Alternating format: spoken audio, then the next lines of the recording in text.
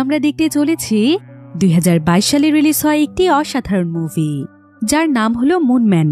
একবার ভাবুন তো, যদি কোনো মানুষ ভুল করে চাঁদে গিয়ে আটকা পড়ে যায় আর কিছুদিন পরেই তার চোখের সামনেই ধ্বংস হয়ে যায় পুরো পৃথিবী।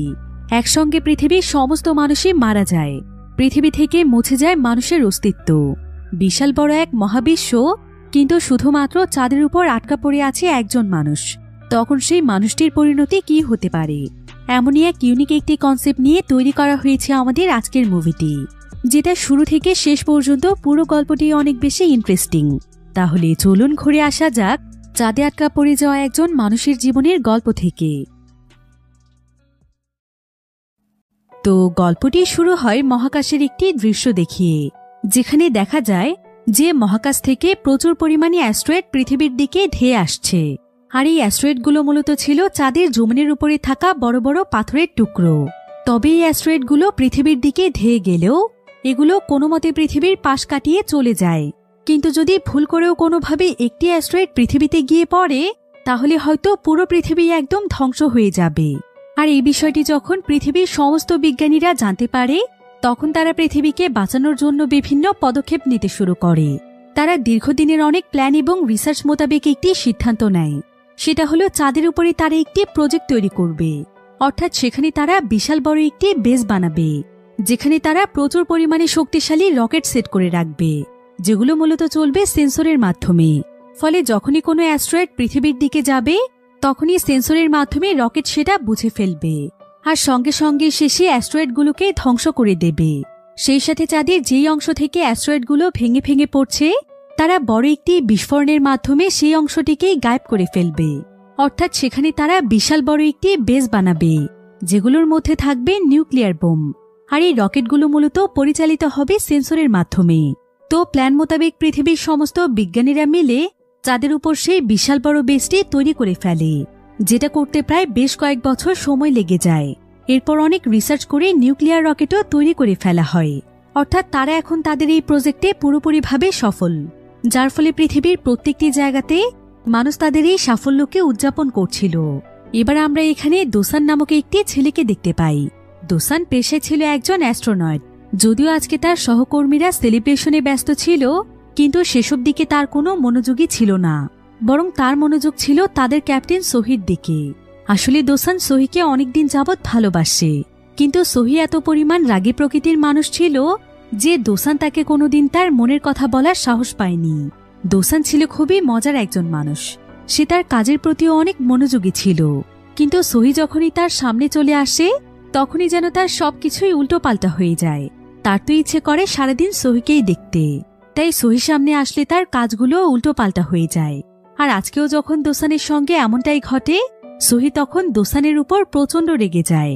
আর সে দোসানের উপর অনেক রাগারাগি করে তাকে বলে যে তাকে তার কাজে আরো বেশি মনোযোগী হতে হবে, আর যদি সে এমনটা না করে তাহলে সে তাকে তাদের টিম থেকেই বের করে দেবে। তো এবার চায়না থেকে কয়েকটি স্পেসশিপ চাঁদের সেই বেসের মধ্যে কাজ করতে যায়, যেখানে প্রায় অনেকজন অ্যাস্ট্রোনয়েডেরা ছিল, আর তাদের মধ্যে দোসান এবং সোহিও রয়েছে। তো এখানকার বেসের মধ্যে দোসান তার রুমের মধ্যে এসে বিভিন্ন টেকনিক বের করছিল যে কিভাবে সে সোহিকে তার মনের কথা বলবে। তো এভাবেই সেখানে তাদের দিন কাটছিল। আর যখন সেই বেসে তাদের সমস্ত কাজ সম্পন্ন হয়ে যায়, তখন তারা সবাই মিলে আবারও পৃথিবীতে ফেরার প্রস্তুতি নিচ্ছিল। তবে দোসান চাইছিল যে এখানেই সোহিকে প্রপোজ করতে, কারণ তারা এখন চাঁদের উপর রয়েছে। আর এখানে সোহিকে প্রপোজ করলে সোহি যদি রাজি হয়ে যায়, তাহলে তাদের এই ভালোবাসার মুহূর্তটি চিরদিনের জন্য স্মরণীয় হয়ে থাকবে। অন্যদিকে আমরা জু নামক একজন অ্যাস্ট্রোনয়েটকে দেখতে পাই, যে কিনা প্রচন্ড আতঙ্কিত হয়ে ক্যাপ্টেন সোহির কাছে আসে। আর সে ক্যাপ্টেন সোহিকে জানায় যে এখানে তাদের অনেক বড় একটি বিপদ আসতে চলেছে, তাই যত তাড়াতাড়ি সম্ভব তাদেরকে এখান থেকে পৃথিবীতে ফিরতে হবে। এবার ক্যাপ্টেন সোহি একটু খবর নিয়ে জানতে পারে যে যে সমস্ত অ্যাস্ট্রয়েডগুলো পৃথিবীর দিকে যেত, সেগুলো এখন সরাসরি চাঁদের দিকেই ধেয়ে আসছে। আর ধারণা করা হচ্ছে যে অ্যাস্ট্রয়েডগুলো অনেক বড় আকৃতির হবে, অর্থাৎ একবার অ্যাস্ট্রয়েড পড়তে শুরু করলে তারা সবাই মারা যাবে। আর এখন তাদের কাছে শুধুমাত্র 30 মিনিটের মতো সময় আছে। তাই সোহি এই বিষয়টি জানার পরেই সরাসরি স্পেস স্টেশনে খবর দিয়ে দেয়। আর সে সবাইকে তাদের জিনিসপত্র গুছিয়ে পৃথিবীর দিকে রওনা হতে বলে, এবং সে নিজেও তার সঙ্গীদেরকে নিয়ে প্রস্তুতি নিতে থাকে। চারিদিকে সবাইকে সতর্ক বার্তা দিয়ে দেয়া হয় যার ফলে দেখা যায় যে মুহূর্তের মধ্যেই প্রত্যেকটি মানুষই তাদের নিজ নিজ গাড়িতে চড়ে নিজেদের রকেটের দিকে যাচ্ছিল। কিন্তু এই ব্যাপারে আবার দোসান কোনো কিছুই জানত না। সে আসলে তার কানে হেডফোন লাগিয়ে চিঠি লিখছিল, যার ফলে তার কানে বাহিরের কোনো আওয়াজই পৌঁছচ্ছিল না। এমনকি কম্পিউটারের ওয়ার্নিং অ্যালার্মের দিকে তার কোনো নজরই ছিল না। কিন্তু ঠিক এমন সময় সেখান থেকে একটি রকেট টেক অফ করলে দোসানের হঠাৎ করে সেই রকেটটির দিকে চোখ পড়ে যায়, যার ফলে মুহূর্তের মধ্যে সে বুঝতে পারে যে এখানে বড় কোনো বিপদ ঘটতে চলেছে। আর সে এখানে ওয়ার্নিং অ্যালার্মও দেখতে পায়, যার ফলে সেও যত তাড়াতাড়ি সম্ভব তার অ্যাস্ট্রোনয়েডের গেট আপ নিয়ে নেয়। এরপর সে দ্রুত তার গাড়িতে চড়ে তার রকেটটির কাছে যাওয়ার চেষ্টা করছিল। সে যত স্পিডে সম্ভব গাড়িটিকে ততটাই স্পিডে চালাচ্ছিল, কারণ এখন তার হাতে সময় ছিল খুবই কম। কিন্তু তারপরে এখনো এখানে প্রায় 6টি রকেট উপস্থিত রয়েছে, যেটা দেখে দোসান অনেক খুশি হয়ে যায়।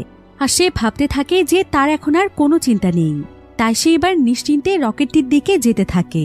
কিন্তু ঠিক এমন সময় দেখা যায় যে এবার একসঙ্গে প্রায় 5টি রকেট টেক অফ করেছে, অর্থাৎ এখন সেখানে শুধুমাত্র আর একটি রকেটই রয়েছে।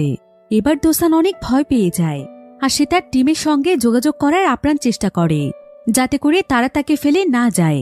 কিন্তু কোনোভাবেই তাদের সঙ্গে যোগাযোগ করা সম্ভব হয় না। আর এখন দোসানের হাতে খুবই অল্প সময় ছিল, কারণ কিছুক্ষণের মধ্যেই চাঁদের উপর অ্যাস্ট্রয়েড পড়তে শুরু করবে। তাই দোসান রকেটটির কাছে দ্রুত পৌঁছানোর জন্য তার রাস্তা ঘুরিয়ে ফেলে। কিন্তু কিছু দূর যাওয়ার পরেই দেখা যায় যে রাস্তার মধ্যে বিশাল বড় একটি গর্ত রয়েছে। কিন্তু দোসান তার গাড়িটিকে নিয়ন্ত্রণের আগে গাড়িটি সেই গর্তর মধ্যে পড়ে যায়। আর সেই গর্ত থেকে উঠতে উঠতেই দোসানের অনেকটা সময় লেগে যায়। আর ততক্ষণে সেখানে যে শেষ একটি রকেট ছিল সেই রকেটটিও টেক অফ করে ফেলে। অর্থাৎ সবাই চলে যেতে পারলেও দোসান এখানেই আটকা পড়ে যায়। আর ঠিক এমন সময় দেখা যায় যে দেখতে দেখতেই চাঁদের উপরে বিশাল বড় বড় অ্যাস্ট্রয়েড পড়তে শুরু করে। আর অ্যাস্ট্রয়েডের পরিমাণও ছিল একদম বৃষ্টির পানির ফোঁটার মতো। দোসান তখন অ্যাস্ট্রয়েডের হাত থেকে বাঁচার জন্য দৌড়তে শুরু করে। আর সে তার সামনে আরো বড় একটি গর্ত দেখতে পেলে সে সেই গর্তের মধ্যেই আশ্রয় নেওয়ার জন্য দৌড়ে যেতে থাকে। কিন্তু ঠিক তখনই সেই গর্তের ভেতরে অনেক বড় একটি অ্যাস্ট্রয়েড এসে পড়ে। ফলে দোসান সেখান থেকে ছিটকে অন্য একটি জায়গাতে পড়ে অজ্ঞান হয়ে যায়। এবার প্রায় বেশ কয়েক ঘন্টা পর তার জ্ঞান ফিরে আসে। দোসান দেখতে পায় যে এখন অ্যাস্ট্রয়েড পড়া বন্ধ হয়ে গিয়েছে, আর সে কোনো মতে বেঁচে গিয়েছে, যার ফলে সে অনেক খুশি হয়ে যায়। এরপর সে চাঁদের উপর থেকে যখন পৃথিবীর দিকে তাকায় তখন তার কাছে পৃথিবীর দূরত্ব অনেক কাছের মনে হয়। এরপর সে খুশি হয়ে নিজে নিজেই বলতে থাকে যে সে তো এখন পৃথিবীর একদম কাছেই রয়েছে, তাই তাকে খোঁজাটা খুব একটা কঠিন হবে না। এসব ভেবে সে যখনই খুশি হচ্ছিল ঠিক তখনই সে আকাশে বিশাল বড় আরো একটি অ্যাস্ট্রয়েড দেখতে পায়, যেটা কিনা সঙ্গে সঙ্গে গিয়ে পৃথিবীর উপর পড়ে। আর সেখানে বিশাল বড় এক বিস্ফোরণ ঘটে, যার ফলে পুরো পৃথিবী একদম ধ্বংস হয়ে যায়। যেটা দেখে দোসান বুঝতে পারে যে পৃথিবীর সমস্ত মানুষই হয়তো এখন মারা যাবে, পৃথিবীতে আর কোনো মানুষের অস্তিত্বও থাকবে না। এতে দোসান অনেক ভয় পেয়ে যায়, আর সে সকলের জন্য অনেক দুশ্চিন্তায় পড়ে যায়। এবার সে মন খারাপ করে তাদের বেসের মধ্যে ফিরে যায়। এ ঘটনার পর প্রায় 6 মাস সময় পার হয়ে যায়। এখানে আমরা দোসানকে দেখতে পাই। দোসানের অবস্থা এখন অনেক খারাপ হয়ে গিয়েছে। সে দিনরাত না খেয়ে না ঘুমিয়ে পৃথিবীতে যোগাযোগের চেষ্টা করছে, কিন্তু এই 6টি মাসের মধ্যে সে একবারও কারোর সঙ্গে যোগাযোগ করতে পারেনি। এমনকি সে বারবার সিগন্যাল পাঠানোর পরও কোনো রেসপন্সও পায়নি, যার ফলে দোসান এখন পুরোপুরিভাবে শিওর হয়ে যায় যে পৃথিবীতে এখন আর কোনো মানুষই বেঁচে নেই। পুরো মহাবিশ্বে হয়তো সে একাই সার্ভাইভ করছে। তাই সে আর কোনো চেষ্টা না করে বাস্তবতাকে মেনে নেয়, কারণ সে বুঝে গিয়েছিল যে তাকে এখানেই মরতে হবে। এ কারণে সে এখন যতদিন বেঁচে থাকবে ততদিন সে ঠিক সেই কাজগুলোই করবে যেগুলো সে চেয়েও করতে পারেনি। অর্থাৎ সে তার মনের ছোট ছোট ইচ্ছেগুলো পূরণ করবে। তবে সৌভাগ্যবশত এখানে তার কাছে প্রচুর পরিমাণে খাবার এবং পানি ছিল, কারণ এখানে প্রায় কয়েক বছরের অ্যাস্ট্রোনটদের জন্য খাবার মজুদ আছে, যেগুলোর মাধ্যমে দোসান অনায়াসে সার্ভাইভ করতে পারবে। তো দোসান এবার পৃথিবীর সেই সমস্ত মানুষদের জন্য শ্রদ্ধাঞ্জলি দেয় যারা কিনা মারা গিয়েছে। এরপর সে লেগে পড়ে তার ইচ্ছে পূরণের কাজে, যেগুলোর মধ্যে তার প্রথম ইচ্ছেই ছিল ক্যাপ্টেন সোহির রুমে যাওয়া। সে আসলে মৃত্যুর আগে তার ভালোবাসার মানুষের রুমটি দেখতে চায়, কারণ সে তো এখন চাইলেই আর সোহিকে দেখতে পারবে না। তাই সে ক্যাপ্টেন সোহির রুমে যাওয়ার অনেক চেষ্টা করছিল। তবে রুমটিতে যাওয়ার জন্য পাসওয়ার্ড দিতে হয়, কিন্তু পাসওয়ার্ড তো সে জানত না। তাই সে বেশ কিছুক্ষণ ভুলভাল পাসওয়ার্ড দিয়ে ক্লান্ত হয়ে পড়ে। আর সোহির রুমের দরজা না খোলায় তার একদম মন খারাপ হয়ে যায়। এবার তার দ্বিতীয় ইচ্ছে ছিল চাঁদের জমিনের উপর স্কেটিং করা। তাই সে তার সমস্ত জিনিসপত্র নিয়ে রেডি হয়ে বেস থেকে বেরিয়ে সোজা মাটির উপরে গিয়ে দাঁড়ায়। এরপর সে বরফের উপর যেভাবে স্কেটিং করে ঠিক সেভাবেই সেখানে স্কেটিং করার চেষ্টা করছিল। কিন্তু চাঁদের মাটি হচ্ছে বরফের চাইতে একদমই আলাদা, তাই স্কেটিং করতে তার অনেক সমস্যা হচ্ছিল। সে কোনোভাবেই চাঁদের মাটির উপরে স্কেটিং করতে পারছিল না। কিন্তু একটানা প্রায় বেশ কয়েকদিন চেষ্টার পর সে অবশেষে কোনোমতে স্কেটিং শিখে যায়, যার ফলে এখানে সে তার বেশিরভাগ সময়ই কাটাতো স্কেটিং করে। তবে সহির রুমে যাওয়ার স্বপ্ন তার এখনো ছিল, তাই সে প্রতিনিয়ত নতুন নতুন পাসওয়ার্ড দিয়ে সহির রুমে যাওয়ার চেষ্টা করত। কিন্তু আজকেও যখন অনেক চেষ্টার পরেও দরজা খুলতে পারছিল না, দরজাটি খুলে ফেলে, যার ফলে সে অনেক খুশি হয়ে যায়। এরপর সে সহির রুমটিকে ভালোভাবে দেখে, যেখানে সহির একটি ছবিও ছিল। এবার সে নিজেও একদম ফ্রেশ হয়ে যায় আর সে সহির একটি ছবিকে তার সামনে বসায়। সে আসলে সহির ছবির সঙ্গে একটি ডেটের আয়োজন করেছে, আর তাই সে এমন একটি ভাব করছিল যেন তার সামনে সহি বসে আছে। এবার সে সহিকে সস এগিয়ে দেওয়ার জন্য যাচ্ছিল, কিন্তু ভুলবশত তার হাত থেকে সহির চেহারায় একটু সস গিয়ে পড়ে। আর দোসান যখন সহির চেহারার দিকে তাকায় তখন সে নিজের অজান্তেই সহির ছবির মধ্যে কিস করে দেয়। তবে এমন সময় দেখা যায় যে স্পেস স্টেশনে আরও একটি নতুন স্পেস স্টেশন তৈরি করা হয়েছে, যেটা কিনা ছিল মূলত তাদের হেডকোয়ার্টার। আর সেই হেডকোয়ার্টার থেকে দোসানকে তার টিমের সবাই দেখছিল। অর্থাৎ পৃথিবী আসলে একদম ঠিক আছে, পৃথিবীর সমস্ত মানুষেরাও বেঁচে আছে। আর দোসানকে বাঁচানোর জন্য তার টিম মেম্বাররা অনেকদিন ধরেই চেষ্টা চালিয়ে যাচ্ছে। এবার দোসানের এমন কর্মকাণ্ড দেখে সবাই সেখানে তাদের মাথা নিচু করে ফেলে। তবে ক্যাপ্টেন সহি যখন এটা দেখতে পায় তখন সে তো একদম অবাক হয়ে যায়, কারণ সে কোনোদিন কল্পনাও করতে পারেনি যে দোসান তাকে ভালোবাসে। তবে সিগন্যালের সমস্যার কারণে তারা শুধুমাত্র দোসানকে দেখতে পাচ্ছে, কিন্তু দোসানের সঙ্গে তারা কোনোভাবেই কথা বলতে পারবে না। এখন ক্যাপ্টেন সহি এখানে দোসানকে অনেক কুল মুডেই দেখছিল, আর তাকে দেখে বোঝাই যাচ্ছিল যে সে অনেক ভালো আছে, অর্থাৎ সে বিপদমুক্ত। তাই সহি আপাতত তাকে রেস্কিউ করার মিশনটি ক্যান্সেল করে দেয়। কিন্তু ঠিক তখনই সেখানে তাদের চেয়ারম্যান নিয়াং চলে আসে, আর সেখানে তাদের সবাইকে বলে যে দোসান যেভাবে চাঁদের বেসের মধ্যে সার্ভাইভ করছে, গভর্নমেন্ট থেকে তার কাছে অর্ডার এসেছে যে সেটা একটানা 1 মাস লাইভ টেলিকাস্টের মাধ্যমে পৃথিবীর মানুষকে দেখাতে। কারণ দোসান যেভাবে সার্ভাইভ করছে সেটা পৃথিবীর সবার জন্যই অনুপ্রেরণা। তাই তার এই জীবনযাত্রা পৃথিবীর মানুষের মনে সাহস যোগাবে, কারণ সে মৃত্যুর ভয়কে পেছনে ফেলে বেঁচে থাকার চেষ্টা করছে। আর পৃথিবীর এমন ভয়ানক পরিস্থিতিতে এটা মানুষের জন্য অনুপ্রেরণা। আসলে সেদিন পৃথিবীতে যে অ্যাস্ট্রয়েডটি ধসে পড়েছিল সেটা পৃথিবীর প্রায় 30% অংশকে ধ্বংস করে দিয়েছে, কারণ এই 30% অংশ পুরোপুরিভাবে পানির নিচে চলে গিয়েছে। আর এর ফলে পৃথিবীর অনেক মানুষ মারাও গিয়েছে। কিন্তু এখন যেই সমস্ত মানুষেরা বেঁচে আছে তারা খুবই কষ্টে তাদের জীবন পার করছে। এমনকি এই ভয়ানক ক্ষতির সম্মুখীন পুরো পৃথিবীর মানুষই হয়েছে। তাই তাদেরকে নতুনভাবে বাঁচার অনুপ্রেরণা দেওয়ার জন্য গভর্নমেন্ট দোসানকে লাইভ টেলিকাস্টের মাধ্যমে সকলকে দেখাতে বলেছে। কারণ দোসান যদি একাই মৃত্যুকে ভুলে গিয়ে সার্ভাইভ করতে পারে তাহলে পৃথিবীতে তো তারা সবাই একসঙ্গে সার্ভাইভ করছে। কিন্তু অ্যাস্ট্রোনয়েডদের টিমের মধ্যে জু নামক যে ব্যক্তিটি ছিল সেখানে সবাইকে বলে যে দোসান মানুষের মনে অনুপ্রেরণা দেওয়ার মতো মানুষই নয়, তাকে এই কাজের জন্য বিশ্বাস করাটা ঠিক হবে না, কারণ সে যে কোনো সময় যে কোনো উল্টোপাল্টা কাজ করে ফেলতে পারে। তবে এমন সময় ক্যাপ্টেন সহি তাদের সবাইকে বলে যে দুশ্চিন্তার কোনো কারণ নেই, যেহেতু দোসানের কোনো আওয়াজ তারা শুনতে পাচ্ছে না তাই তারা সিদ্ধান্ত নিয়েছে যে তারা দোসানের ভিডিওটিকে ডাবিং করবে। আর এভাবে ডাবিং করেই তারা যে কোনো সময় মানুষকে যে কোনো মেসেজ দিতে পারবে। এবার ক্যাপ্টেন সহি প্রেস কনফারেন্সের মাধ্যমে পৃথিবীর মানুষকে দোসানকে নিয়ে লেখা কিছু মিথ্যে মিথ্যে গল্প মানুষকে শোনায়, যেটা কিনা মানুষের মনে অনুপ্রেরণা দেবে। তাই সহি তখন লাইভ স্ট্রিমে গিয়ে পৃথিবীর সমস্ত মানুষের উদ্দেশ্যে বলে যে চাঁদে পৌঁছানোর পর তাদেরই একজন অ্যাস্ট্রোনয়েট অনেক বিপদে পড়ে যায়। তাই দোসান তখন নিজের জীবনের কথা চিন্তা না করে সে নিজে তার গাড়িতে চড়ে সেই অ্যাস্ট্রোনয়েটকে বাঁচাতে যায়, আর সে তার জীবনের ঝুঁকি নিয়ে তাকে বাঁচায়। শুধু তাই নয়, একবার সে সাধারণ একজন ক্রু মেম্বারকে বাঁচানোর জন্য রকেটের মধ্যে নিজের সিটও ছেড়ে দিয়েছিল। তো দোসানের ব্যাপারে এমনই কিছু উদাহরণ মানুষের সামনে উপস্থাপন করে সে সবাইকে জানায় যে দোসান কিভাবে চাঁদে আটকা পড়েছে, আর সে এখনো ভাবছে যে পৃথিবী ধ্বংস হয়ে গিয়েছে, কিন্তু তারপরও সে নিজের মতো করে বেঁচে থাকার চেষ্টা করছে। আর এই পুরো বিষয়টি একটানা 1 মাস তাদের সবাইকে দেখানো হবে যে কিভাবে একজন মানুষ নিশ্চিত মৃত্যু জেনেও এতটা হাসি খুশি ভাবে নিজের বাকি সময়গুলো কাটাতে পারে। এবার দেখতে দেখতেই চাঁদের মধ্যে দোসানের 196টি দিন পার হয়ে যায়। আর দোসান আজকে কিছুটা অসুস্থ বোধ করছিল। আর এখানে মেডিসিন রাখা আছে বেসের ওয়্যার হাউসে। তাই দোসান মেডিসিন আনার জন্য বেসের ওয়্যার হাউসে চলে যায়। অন্যদিকে আমরা অ্যাস্ট্রোনয়েডদের অফিস দেখতে পাই, যেখানে নতুন একজন ব্যক্তিকে ভাড়া করে নিয়ে আসা হয়েছে। তার নাম হচ্ছে ফ্লুটিস। সে হচ্ছে একজন ভয়েস ওভার আর্টিস্ট। আসলে এই ব্যক্তির মাধ্যমেই দোসানের ভয়েসকে ডাবিং করা হবে। তবে সে এখানে আসার পর তাকে কোনো ধরনের স্ক্রিপ্ট দেয়া হয় না। অন্যদিকে আমরা দোসানকে দেখতে পাই, যে কিনা মেডিসিন নেয়ার জন্য ওয়্যার হাউসে এসেছে। কিন্তু এখানে আসার পর সে দেখতে পায় যে একটি পর্দার পেছনে কেউ একজন রয়েছে। শেফ দেখে দোসান মনে করে যে সেখানে কোনো মেয়ে রয়েছে, হয়তো তার মতোই তার কোনো সঙ্গী সেখানে আটকা পড়েছে। তাই দোসান তখন খুশি হয়ে তার সঙ্গে কথা বলতে শুরু করে।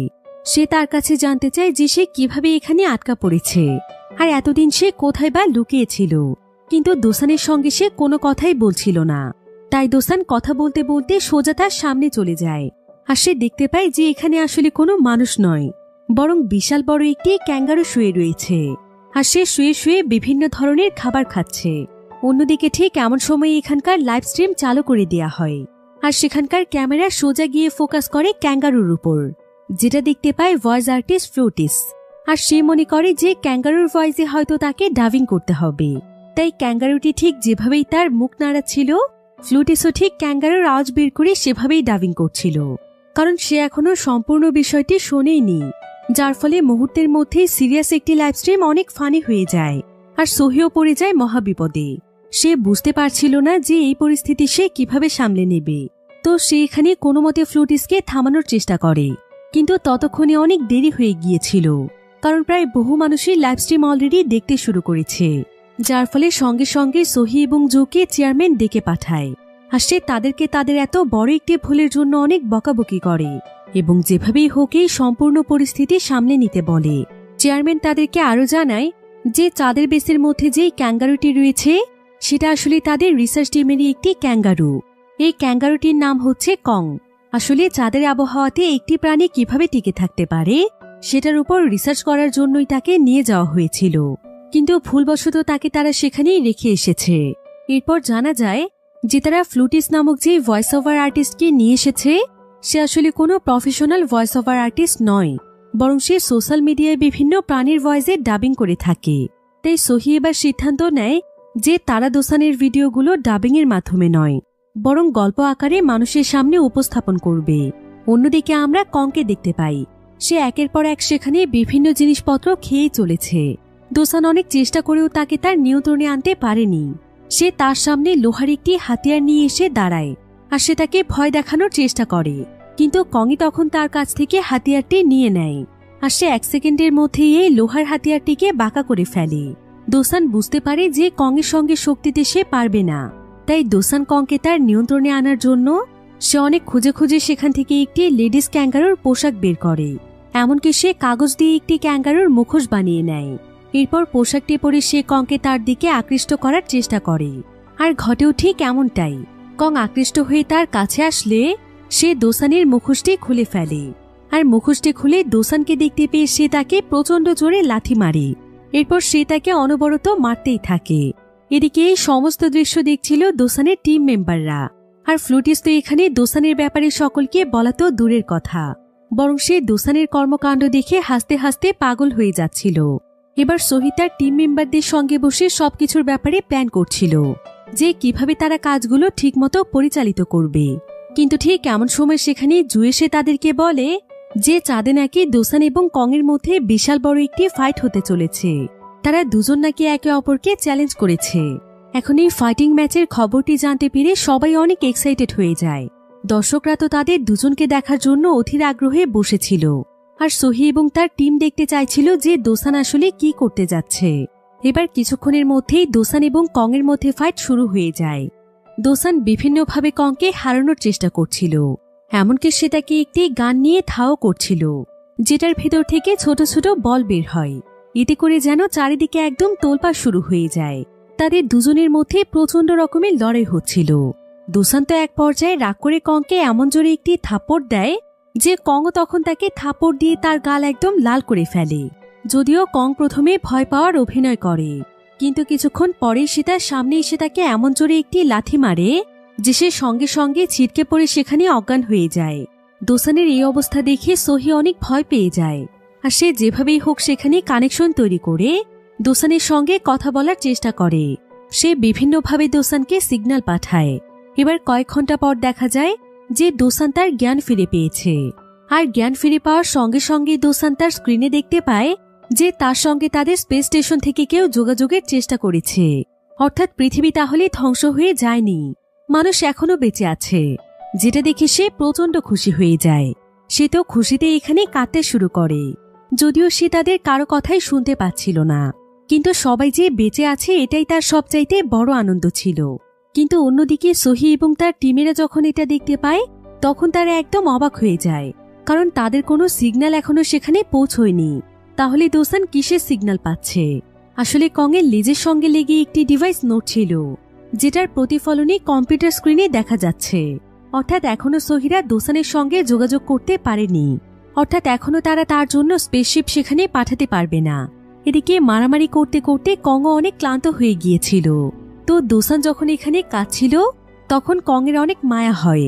সে তখন দোসানের পাশে এসে দাঁড়ায়।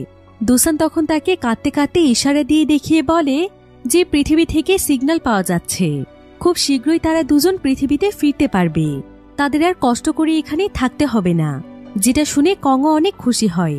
এভাবেই তাদের দুজনের মধ্যে বন্ধুত্ব হয়ে যায়। কিন্তু তারপরও কং এখানে মজা করে তাকে আরো একবার থাপ্পড় দেয়। এভাবেই দেখতে দেখতেই আরো বেশ কয়েক মাস সময় পার হয়ে যায়। এখন প্রায় সর্বমোট 224তম দিন পার হয়ে গিয়েছে, কিন্তু এখনো তাদেরকে উদ্ধার করতে কোনো স্পেসশিপ এখানে আসেনি। কিন্তু দোসান এখনো হাল ছেড়ে দেয়নি। সে কংয়ের সঙ্গে এখন অনেক ভালোভাবে থাকতে শিখেছে। কং এবং সে এখন একে অপরের অনেক ভালো বন্ধু, তাই দোসানের আগের মতো একা একা লাগে না। কংয়ের সঙ্গে গল্প করতে করতেই তার অনেকটা সময় পার হয়ে যায়। তবে এতগুলো দিন পার হয়ে যাওয়ার পরও যখন কেউ তাদেরকে সাহায্য করতে আসে না, তখন দোসান কাংকে নিয়ে তার গাড়িতে করে একটি জায়গার উদ্দেশ্যে রওনা হয়, যেটা কিনা চাঁদের একদম শেষ প্রান্তে ছিল। কারণ এতদিনে সে একটি প্ল্যানও তৈরি করে ফেলেছে যে সে কিভাবে পৃথিবীতে ফিরে যাবে। তারা আসলে ভাঙা একটি অ্যাপোলো 18-এর কাছে পৌঁছতে চাইছিল, আর সেটার মাধ্যমে তারা লুনাস নামক একটি স্পেস স্টেশনে যাবে, যেখানে হয়তো পুরাতন কোনো স্পেসশিপ থাকতে পারে, যেটার মাধ্যমে সে হয়তো পৃথিবীতে পৌঁছতে পারবে। এবার দেখতে দেখতেই দোসান সেই জায়গাতে চলে যায়, আর সৌভাগ্যবশত সেখানে অনেক পুরাতন একটি স্পেসশিপ ছিল। এটা দেখে দোসান অনেক খুশি হয়ে যায়। তবে স্পেসশিপটি লুনাস নামক একটি এআই ডগ ছিল, যেটা কিনা মূলত স্পেসশিপ পরিচালনার এআই অ্যাসিস্ট্যান্ট হিসেবে কাজ করে থাকে। তাই সে তার কাছে থাকে একটি ডিভাইসের মাধ্যমে যেভাবেই হোক লুনাসকে খুঁজে বের করার চেষ্টা করছিল। আর রকেটটি অনেক পুরাতন হয়, রকেটের অনেক জিনিসই নষ্ট ছিল। দোসান তখন কংকে নিয়ে কোনোমতে স্পেসশিপটিকে তাদের বেসে নিয়ে আসে। এরপর সে স্পেসশিপটিকে ঠিক করার কাজে লেগে পড়ে। সে প্রথমে স্পেসশিপটির যে সমস্ত ভাঙা অংশ ছিল সেগুলোকে আস্তে আস্তে বদলাতে শুরু করে। তবে স্পেসশিপটির সবচাইতে বড় সমস্যা ছিল স্পেসশিপটির স্পেসক্রাফটে। তবে কোনো সাধারণ অ্যাস্ট্রোনয়েডের পক্ষে এটাকে ঠিক করা সহজ ব্যাপার ছিল না। কিন্তু দোসান এখানে তার বিভিন্ন আইডিয়া ব্যবহার করে কোনোমতে স্পেসক্রাফটটিকেও ঠিক করে ফেলে। আর এই পুরো বিষয়গুলো দেখছিল সোহি এবং তার টিম মেম্বাররা। দোসানের এমন ট্যালেন্ট দেখে তারা একদম অবাক হয়ে যায়। সোহি তখন সঙ্গে সঙ্গেই দোসানের ফাইল চেক করে, আর সে জানতে পারে যে দোসান আসলে একজন ফ্লাইট ইঞ্জিনিয়ার ছিল, তাই তার এই সমস্ত ব্যাপারে বেসিক নলেজ অনেক বেশি ভালো। এদিকে দোসান স্পেসশিপ ঠিক করতে করতে একটি বিষয় জানতে পারে, সেটা হলো স্পেসশিপটি অনেকদিন আগে ভেঙে যাওয়ার ফলে এখন এই স্পেসশিপটির ধারণ ক্ষমতা মাত্র 20 পাউন্ড। অর্থাৎ এই স্পেসশিপটির মাধ্যমে দোসান একাই ট্রাভেল করতে পারবে। সে কংকে তার সঙ্গে নিয়ে যেতে পারবে না, তাই সে কংকে তার গাড়িতে উঠিয়ে সেখান থেকে একটু দূরে রেখে আসে। তবে সে যখন ফিরে আসছিল ঠিক তখনই পেছন থেকে কং আবার তার সঙ্গে এসে বসে। অর্থাৎ কং কোনোভাবেই তাকে একা ছাড়ছে না। তাই এখন দোসানকে কোনো না কোনো উপায় বের করতে হবে, যাতে করে স্পেসশিপটির ধারণ ক্ষমতা বাড়ানো যায়। ঠিক তখনই তার মাথায় একটি আইডিয়া আসে।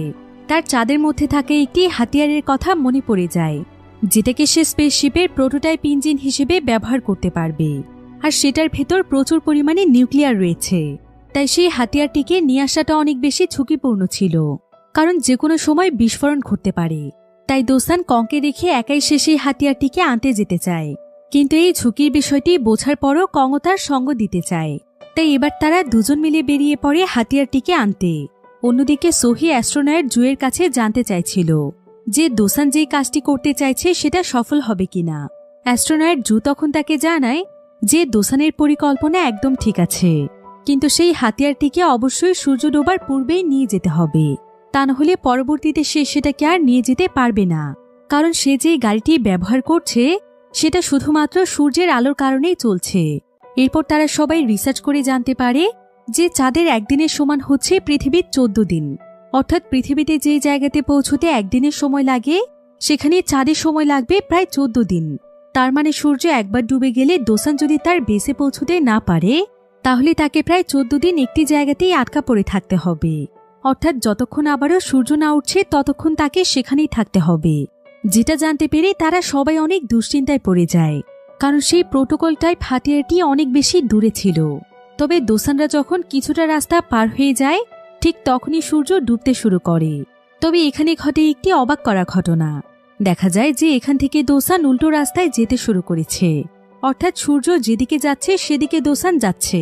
দোসানের এমন কাণ্ড দেখে সোহি বুঝতে পারে যে দোসান আসলে সূর্যের পিছু করতে করতেই প্রোটোকল নিয়ে তার বেসে পৌঁছবে, আর এটা করলে তার হাতে প্রায় 41 দিনের মতো সময় থাকবে। অর্থাৎ তাকে এখন একটানা প্রায় 41 দিন পর্যন্ত ড্রাইভ করে প্রোটোকল আনতে হবে। তবে শুরুর দিকে দোসান এবং কং অনেক মজা করতে করতে এই রাস্তাগুলো পার হচ্ছিল, আর যাওয়ার পথে তারা দুজন মিলে কয়েক ঘন্টা করে বিশ্রামও নিচ্ছিল। এভাবে করতে করতে একটানা প্রায় অনেক দিন সময় পার হয়ে যায়। তবে ড্রাইভ করতে করতে দোসান এখন অনেক ক্লান্ত হয়ে পড়েছিল, তাই দোসান এবং কং একে অপরকে একটি রশির সঙ্গে বেঁধে ফেলেছিল, যাতে করে দোসান ঘুমিয়ে পড়লে কং তাকে জাগিয়ে তুলতে পারে।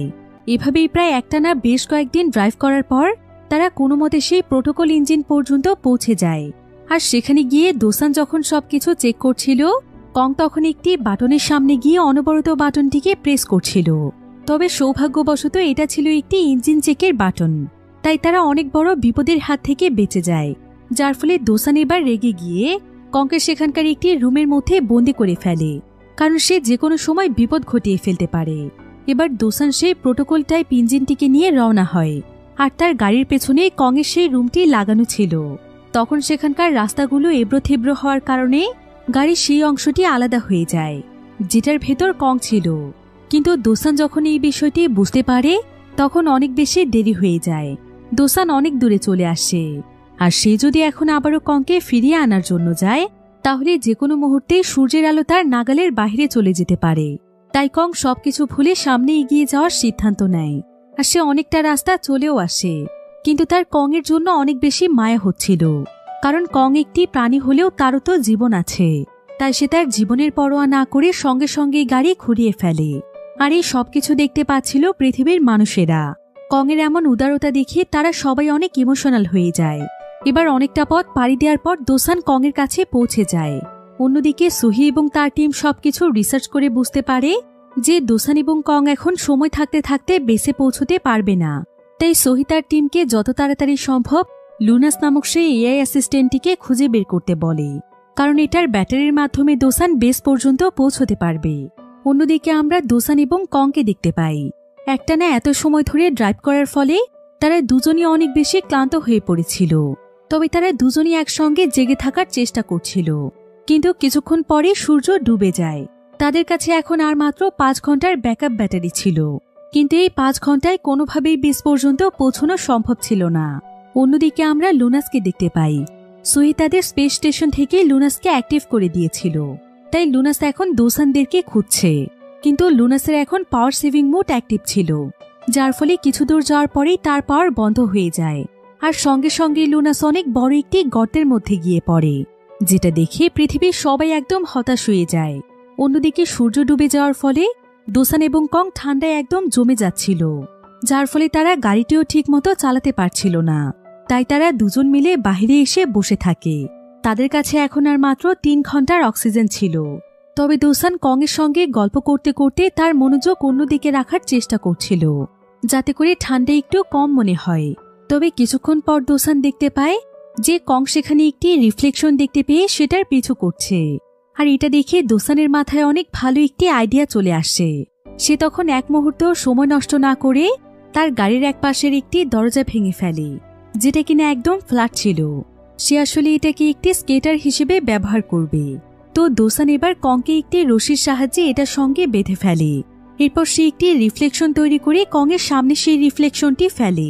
এবার সেই রিফ্লেকশনটিকে কং যেমনভাবে মুভ করছিল, কং ঠিক সেভাবেই সেদিকেই চলছিল। আর কং এতটা দ্রুত গতিতে চলছিল যেটার গতি তার গাড়ির চাইতে প্রায় কয়েক গুণ বেশি ছিল। তাই মুহূর্তের মধ্যেই তারা মাইলের পর মাইল রাস্তা পার হচ্ছিল। কিন্তু অনেকটা রাস্তা পার হয়ে যাওয়ার পর তারা এমন একটি জায়গাতে চলে আসে যেখানে বিশাল বড় একটি গর্ত ছিল। আর এই গর্ত পার হওয়া কংয়ের পক্ষে কোনোভাবেই সম্ভব নয়। তবে দোসানের কাছে আরও একটি প্ল্যান রয়েছে। আসলে তার কাছে দুটো গ্যাস ট্যাঙ্ক ছিল। তাই দোসান এখানে কংকে ভয় না পেয়ে গর্তে ঝাঁপ দিতে বলে। আর কংও যখন এমনটা করে তখন দোসান তার সেই গ্যাস ট্যাঙ্ক দুটোকে খুলে দেয়, যার ফলে সেই গ্যাসের প্রেসারেই তারা হিরোর মতো উঠতে থাকে। তারা দুজন মিলে যেন সুপারম্যানের মতো সেই গর্ত পার হয়ে যায়। আর পৃথিবীর মানুষেরা দোসানের এই সফলতা সেলিব্রেট করতে থাকে। তারা সবাই মিলে দোসানের জন্য অনেক খুশি ছিল। এমনকি দোসানের এমন বুদ্ধি এবং সাহসিকতার জন্য বিভিন্ন দেশ থেকে দোসানের জন্য সম্মাননা এবং পুরস্কার আসছিল। অন্যদিকে অনেক চেষ্টার পরে দোসান এবং কং কোনো মতে সে নিউক্লিয়ার বোম এবং প্রোটোকল ইঞ্জিনকে তাদের বেসে নিয়ে আসে। অন্যদিকে আমরা সোহিকে দেখতে পাই।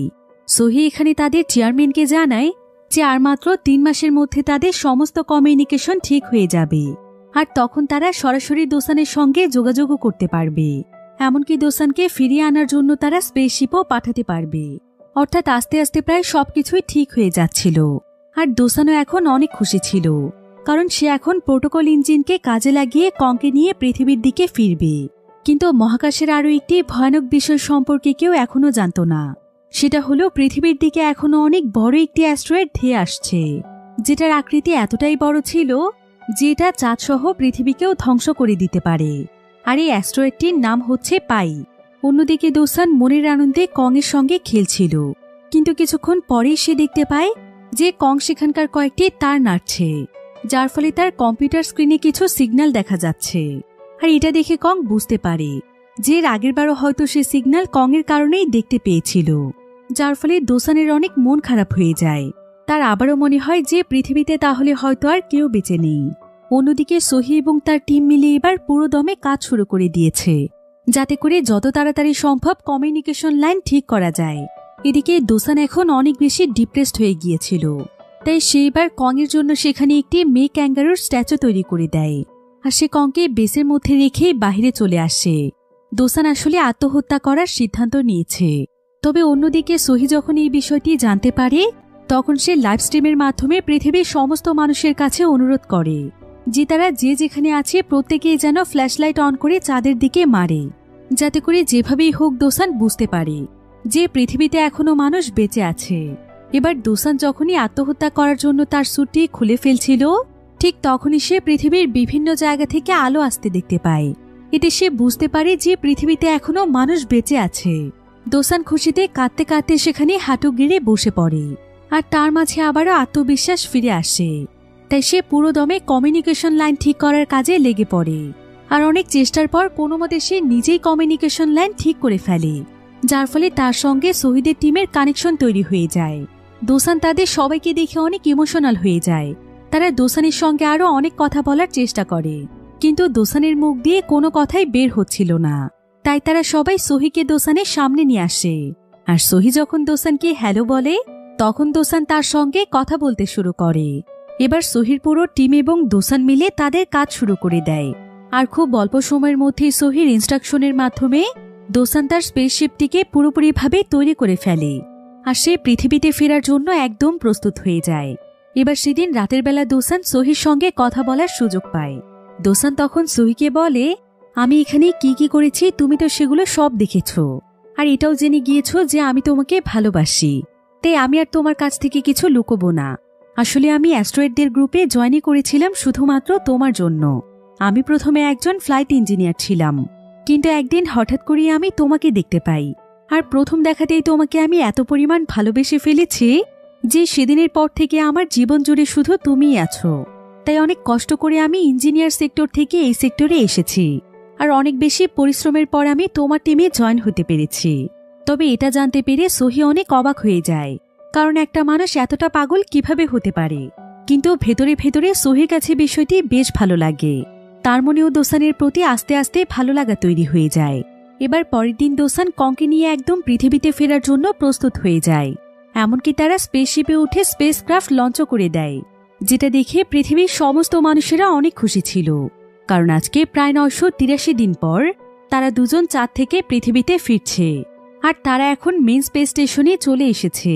অন্যদিকে জুই একটি জরুরি মিটিংয়ের আয়োজন করে, আর সেই মিটিংয়ের মাধ্যমে সে সবাইকে জানায় যে এখন পৃথিবীতে পাই নামক অনেক ভয়ানক একটি অ্যাস্ট্রয়েড ধেয়ে আসছে, আর যদি কোনোভাবেই সেই অ্যাস্ট্রয়েডটিকে ধ্বংস করে দেওয়া না যায় তাহলে পৃথিবীকে আর কোনোভাবেই বাঁচানো সম্ভব নয়। চাঁদ সহ সম্পূর্ণ পৃথিবী একদম ধ্বংস হয়ে যাবে। এটা জানতে পেরে সবাই অনেক ভয় পেয়ে যায়, আর তারা অনেক রিসার্চ এবং পরিকল্পনার মাধ্যমে অ্যাস্ট্রয়েডটিকে মহাকাশের মধ্যেই ধ্বংস করার পরিকল্পনা করতে থাকে। কিন্তু তাদের কাছে এখন একটি মাত্র উপায় ছিল, সেটা হলো দোসান নিজে। কারণ দোসানের স্পেসশিপের ইঞ্জিনটি ছিল একটি বিশাল বড় হাতিয়ার, অর্থাৎ এটা ছিল অনেক বড় একটি নিউক্লিয়ার বোম। তাই একমাত্র দোসানই পারবে সেই বোমটিকে সোজা অ্যাস্ট্রয়েডের মধ্যে নিয়ে যেতে। কিন্তু একটি বিষয় সম্পর্কে তারা সবাই জানত, যে এই কাজটি করতে গেলে দোসান কোনোভাবেই বাঁচবে না। কারণ বোমটি যখনই অ্যাস্ট্রয়েডটিকে ধ্বংস করে দেবে তখন সেই বিস্ফোরণের সঙ্গে দোসানও মারা যাবে। এখন একমাত্র দোসানই পারবে পৃথিবীর মানুষকে বাঁচাতে। তাই চেয়ারম্যান সোহিকে দোসানকে এই বিষয়টি জানাতে বলে। যদিও সোহি এই বিষয়টিতে মোটেও রাজি ছিল না, তারপরেও পৃথিবী এবং পৃথিবীর মানুষের জীবনের কথা চিন্তা করে সে দোসানকে বিষয়গুলো জানাতেই যাচ্ছিল। কিন্তু তার আগেই দোসান তাকে জানায় যে সেই কাজটি করতে রাজি। আসলে সোহি যখন চেয়ারম্যানের সঙ্গে কথা বলছিল তখন সেখানে তাদের মাইক্রোফোন অন করা ছিল, যেটার মাধ্যমে দোসান সবকিছু শুনে ফেলেছে। তাই দোসান এখন নিজের জীবন দিয়ে হলেও পৃথিবীকে বাঁচাবে। কিন্তু সোহি তাকে এমনটা কিছুতেই করতে দিতে চাইছিল না।